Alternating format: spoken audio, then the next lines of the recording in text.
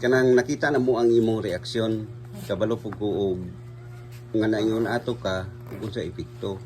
Ang among pangutana, nahinumduman ba nimo og naunsa ka? Unsa ray mo nabantayan? So okay na lawas mo ron. okay na. Isa kay ngalan ma'am? Lalin po. Pero kini nahitabo bro, siya ang gikuan gipalatay ra nimo. Pa kana kay di magud man kan di maramdaman pud niya ang presensya ba. Oo, naman gyud sa iya siya ni sulod. Siya kay pamilya man sila. Okay lang tag kanang dili pamilya, di na pwede. No, man siya may ang sentro, kumbaga siya lang ang atong gipa kan ba para maayo gud siya.